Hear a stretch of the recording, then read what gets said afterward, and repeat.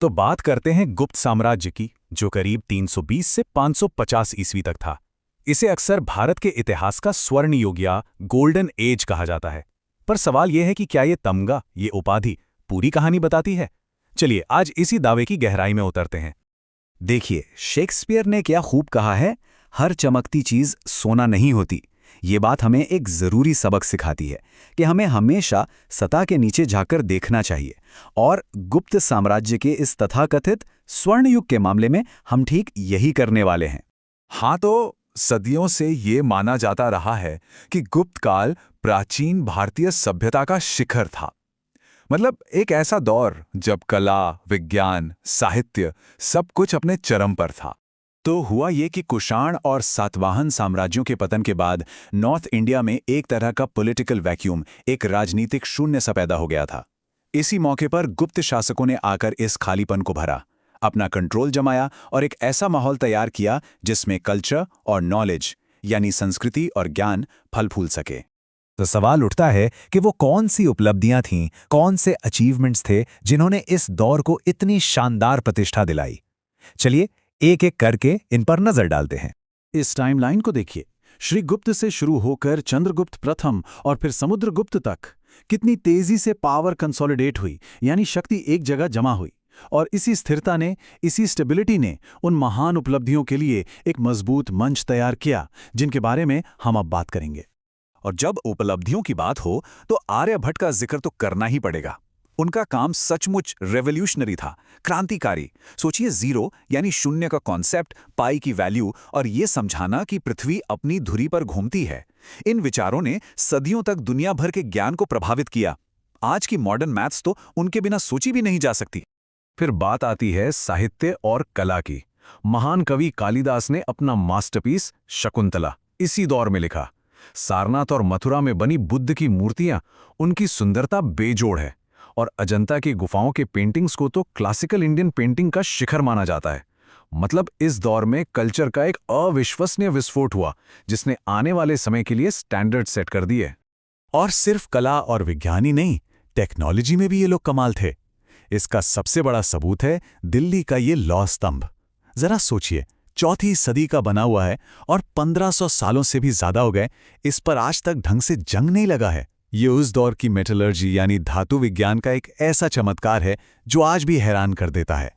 इतनी सारी उपलब्धियां देखकर तो लगता है कि वाकई ये स्वर्ण युग ही था। लेकिन क्या ये चमक, ये सोना सबके लिए था? यही वो सवाल है जो हमें एलीट वर्ग की शानदार उपलब्धियों से हटकर आम लोगों की जिंदगी की तरफ देखने पर मजबूर करता है। तो चलिए अब इस सुनहरी परत को जरा खुरच कर देखते हैं और उन कठोर सामाजिक हकीकतों की जांच करते हैं जो इस इंटेलेक्चुअल बूम के साये में पल रही थीं। ये टेबल देखिए, तस्वीर एकदम साफ हो जाती है। एक तरफ ब्राह्मण सामंत थे, जिन्हें जमीनें मिलती थीं, वो टैक्स वसूलते थे और लोगों से बेगार यानी फोर्स्ड लेबर करवाते थे। और दूसरी तरफ शूद्रों की हालत थी, जिन्हें अछूत माना जाता था, दास जिन्हें संपत्ति समझा जाता था, और महिलाएं जिनकी हालत भी कुछ अच्छी नहीं थी, उन्हें भी संपत्ति की तरह देखा जाता था। सती प्रथा का पहला लिखित प्रमाण भी इसी दौर में मिलता है। तो जाहिर है, जहां एक और ज्ञान और कला का विकास हो रहा था, वहीं समाज का एक बहुत बड़ा हिस्सा भयानक दमन झेल रहा था। और सिर्फ सामाजिक ही नहीं, धार्मिक माहौल भी बदल रहा था। गुप्त राजाओं ने ब्राह्मणवाद को बहुत बढ़ावा दिया, जिससे हिंदू धर्म का काफी उदय हुआ। इसका सीधा असर बौद्ध धर्म पर पड़ा। जैसे ही रॉयल पैट्रनेज यानी शाही संरक्षण हिंदू धर्म की ओर चला गया, बौद्ध धर्म का पतन शुरू हो गया। जाहिर है, बिना राजाओं के समर्थन के मठों और विश्वविद्यालयों को चलाना मुश्किल हो गया था। तो अब सवाल ये उठता है कि अगर इतने सारे लोगों के लिए जिंदगी इतनी मुश्किल थी, तो फिर इसे स्वर्ण युग कहा ही क्यों जाता है? और यहीं से ये कहानी सबसे दिलचस्प मोड़ लेती है कि आखिर ये हिस्टोरिकल नैरेटिव, ये कहानी बनाई कैसे गई?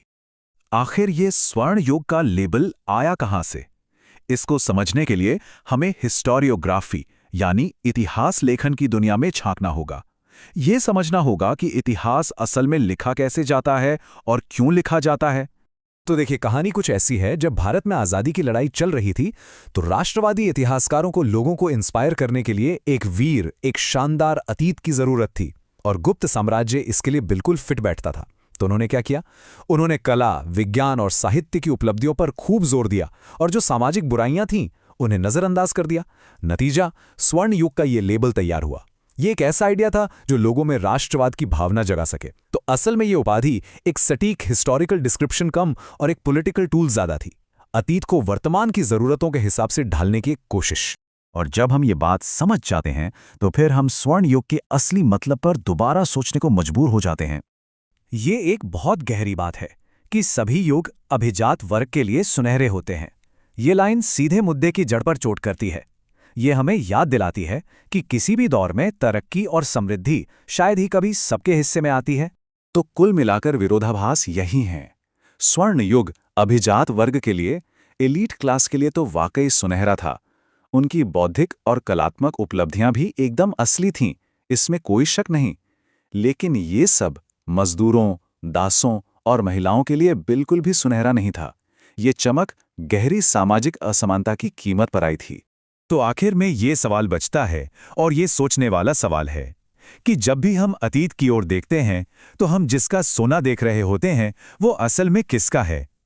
ये सवाल हमें सिखाता है कि किसी भी हिस्टोरिकल नैरेटिव को जस का तस ना मान लें।